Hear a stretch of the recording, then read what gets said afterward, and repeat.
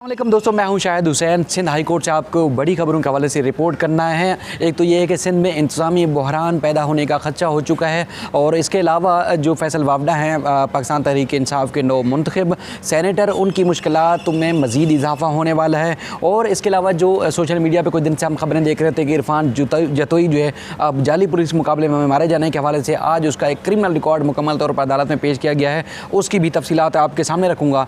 एक और पुलिस और प्रोसिक्यूशन की नाअहली की एक आला मिसाल कायम हुई है उज़ैर बलूच के ख़िलाफ़ दर्ज मुकदमात की, उसकी भी आपके सामने मैंने तफसीलात रखनी है। सबसे पहले तो आपके सामने रखूँगा कि जो सिंध में इंतज़ामी बहरान पैदा होने वाला है उसकी, क्योंकि आज सिंध हाई कोर्ट ने एक बड़ा हुक्मनामा जारी किया है।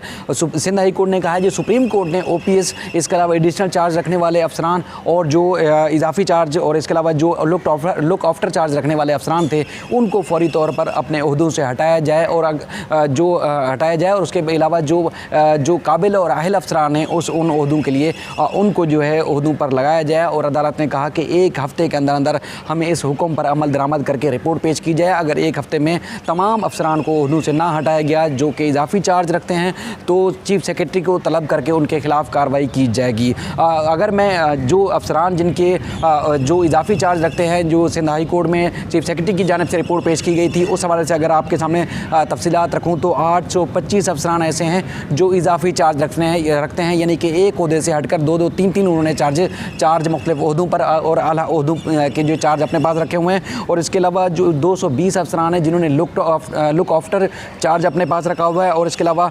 122 अफसरान ऐसे हैं जो है OPS पर तैनात हैं। तो यानी कि जो अहल अफसरान हैं वो जो है उनको कहीं चार्ज नहीं दिया जाता और उनकी कहीं पोस्टिंग नहीं होती, लेकिन जो सफारशी और जो पार्टी और सियासी बुनियादों पर जो अफसरान हैं उनके ऊपर इल्ज़ाम आयद किया जाता है कि वो उनको जो है दो तीन आला ओहदे जो है उनसे नवाजा जाता है और वो कई साल से जो है वो बराजमान हैं और जो काबिल अफसरान हैं वो आज भी जो है वो रुल रहे हैं, बल्कि वो इसी उम्र में इसी तरह जो है आला ग्रेड में होने के बावजूद वो रिटायर हो जाते हैं। अब सिंध हाई कोर्ट ने हुक्मनामा दिया है कि ऐसे तमाम अफसरान जो इजाफी चार्ज रखते हैं उनको फौरी तौर पर ओहदों से हटा दिया जाए। अगर एक जो ख़ास तौर पर जैसे बात करें तो मौजूदा सेक्रेटरी तालीम जो हैं उनके पास इजाफी चार्ज है।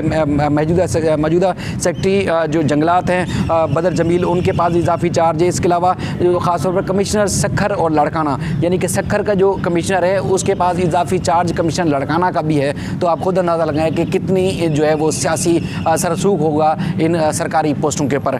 उसके बाद अगर मैं बात करूँ जो फैसल वावडा के हवाले से, तो फैसल वावडा के जो इलेक्शन कमीशन ने उसके फैसल वावडा के ख़िलाफ़ कार्रवाई का हुक्म दे रखा है इस्लामाबाद हाई कोर्ट के हुक्मनामे के बाद। तो इलेक्शन कमीशन को कार्रवाई से रोकने से मुताल्लिक फैसल वावडा की सिंध हाई कोर्ट में दरख्वास्त ज़ेर समाअत है। आज जो है इलेक्शन कमीशन की जानिब से पेश हुए अब्दुल्ला हंजरा, उनकी जानिब से अदालत को बताया गया है कि बार बार फैसल वावडा को इलेक्शन कमीशन इस्लामाबाद और कराची में तलब किया जाता रहा, ना वो वहाँ पेश होते हैं ना यहाँ पेश होते हैं। और जो RO के पास दस्तावेज़ात जमा कराई गई थी उसमें दोहरी शहरियत के हवाले से जो है वो कोई खातिर खा चीज़ें या दस्तावेज़ात पेश नहीं की गई। अब्दुल्ला हंजरा की जानिब से ये भी बताया गया है कि 3 सादा से सवाल जो है पूछे गए थे दोहरी शहरियत तर्क करने के हवाले से, लेकिन फैसल वावडा की जानिब से कोई खातिर खा या सादा से जवाब नहीं दिया गया। और सिंध हाई कोर्ट के जस्टिस मोहम्मद अली मज़हर ने बार बार उनसे कहा कि Sindh high court election commission को रोकने से मुताल्लिक कोई मजाज अथॉरिटी नहीं है। अगर आपको केस चलाना है तो इस्लामाबाद हाई कोर्ट के ऑर्डर के ख़िलाफ़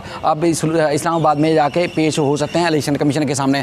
उनके वकील जो फैसल वावडा के थे वो बार बार अदालत को ये बोलते रहे कि 18 मार्च को कार्रवाई होनी है, इलेक्शन कमीशन को जो है कार्रवाई से रोका जाए। अदालत ने उनकी जो हुक्म इम्तना जारी करने की जो इस्तदा थी उसको एक बार फिर रद्द किया है और कहा है कि अगर आपको जल्दी है तो इस्लामाबाद जाएँ और जाकर केस चलाएँ। अगर आपने दरख्वास्त पर मुतमईन कर दिया सिंध हाई कोर्ट को तो इस्लामाबाद जो इलेक्शन कमीशन का जो हुक्मनामा होगा उसको हम कलादम भी करार दे देंगे। लेकिन इससे पहले भी उन्होंने कहा कतई नज़र कि ये केस यहाँ का बनता ही नहीं, लेकिन वो बार बार जिद कर रहे थे कि केस यहाँ का है, सिंध हाई कोर्ट कार्रवाई से रोक सकता है। तो उस पर उन्होंने कहा कि केस अगर हम चलाते भी हैं यहाँ पर तो हम फिर किसी इदारे को कार्रवाई से नहीं रोक सकते। लेकिन इस इलेक्शन कमीशन ने अगर सादा से सवाल पूछे हैं तो उसका आप जो है जवाब दें। और जो इलेक्शन कमीशन के पास या रिटर्निंग अफसर के पास जो कागजात नामजदगी जमा कराए थे उसकी भी तफसीलात दें, तो वो तफसीलात जमा नहीं करा सके। अब 31 मार्च को अदालत ने इलेक्शन कमीशन से जवाब मांगा। इलेक्शन कमीशन के जो अब्दुल्ला हंजरा थे उन्होंने जवाब जमा कराने के लिए मोहलत मांगी थी। कि जो इलेक्शन जो एक तो पिटीशन की कॉपी हमें उसका मेमो ऑफ पिटीशन नहीं मिला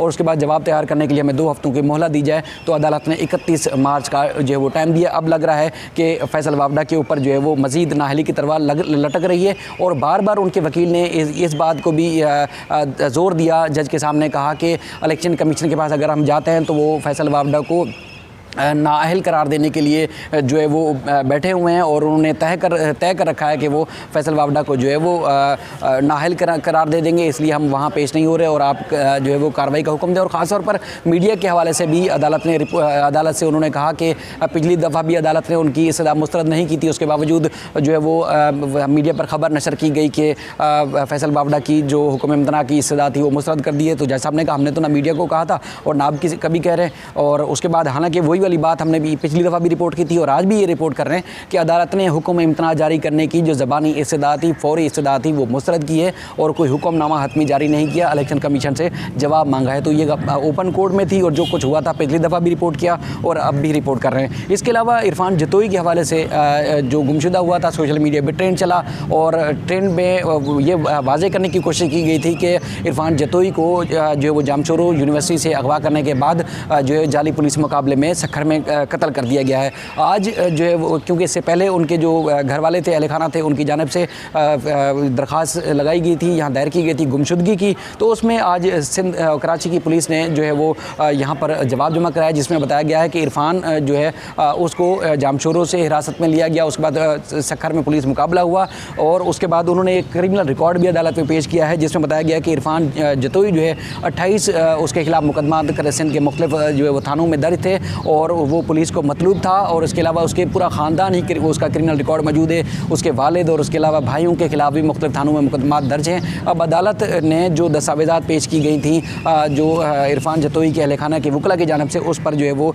तफसीलात मांगी है आइंदा समात पर। अच्छा, और फिर हम आते हैं उज़ैर बलोच के ऊपर। उज़ैर बलोच के मामले पर प्रोसिक्यूशन और पुलिस की नाअहली एक बार फिर साबित हुई। हम बार बार जब भी केस में बरियत होती है वो आपके सामने रखने की कोशिश करते हैं। कलरी थाने में 2007 और 2009 के मुकदमात उज़ैर बलोच के खिलाफ दर्ज थे। इसके जो शरीक मुल्ज़मान थे वो पहले से बरी हो चुके थे। आज जो बरियत की दरख्वास्त है उस पर ADJ 4 साउथ ने जो है हुक्मनामा जारी करते हुए मज़ीद 2 मुकदमात में जो कि पुलिस मुकाबले के वो दर्ज थे उसमें जो है वो अदालत ने उसको बरी कर दिया है। पहले भी मैं ये चीज़ रिपोर्ट कर चुका हूँ कि अदालत हाई प्रोफाइल मुकदमे में अगर चाहती तो केस को जो है वो गैर मुइना मुद्दत के लिए मुलतवी कर सकती है क्योंकि उसके खिलाफ संगीन नोयत के इल्ज़ामात हैं। उन केसेस का फ़ैसला होना बाकी है जिसके ठोस शवाहिद और सबूत मौजूद है और एतराफ़ी जो बयानात हैं वो भी मौजूद है। लेकिन अदालत ने शायद ADJ 4 साहब ने जो है वो ज़हमत नहीं की इस केस को मुलतवी करने की या उसको मज़ीद जो है वो उसको पेंडिंग रखने की और मुसलसल ज़्यादातर उसी अदालत में ये केसेस हैं और जिसमें बार बार वो बरी हो रहा है। लेकिन मैं वाज़े कर दूँ, एक मैंने जो अदालत का सर्टिफाइड हुक्मनामा है वो भी मैंने हासिल कर लिया है। अब कोशिश करूँगा कि आगे जाकर वो रिपोर्ट करूँगा कि अदालत ने किन वजूहात की बुनियाद पर उज़ैर बलोच को जो है वो बरी किया है। इससे पहले जितने भी केसेस में बरी हो चुका है उसकी वजूहात भी तफसीली जो अदालत से सामने आई है वो आपके सामने रखूँगा। और उसके बाद फिर मज़ीद चूँकि एक केस में सज़ा याफ्ता है और दीगर केसेस भी उसके खिलाफ ज़ेर इल्तवा हैं अदालत में, तो इस तरह जो तासुर है कि वो बार बार बरी हो रहा है, पता नहीं हाजी बन के बाहर आएगा, पता नहीं क्या कुछ होगा, ऐसा हरगिज़ होने वाला नहीं है क्योंकि उसके पास शवाहिद मौजूद है। अब प्रोसिक्यूशन और पुलिस की नाअहली की जो एक आला मिसाल है जो कि ऑर्डर में दर्ज है वो किसी दूसरी वीडियो में मैं आपके सामने रखूँगा। अपना ख्याल रखिएगा, तब तक के लिए अल्लाह हाफ़िज़।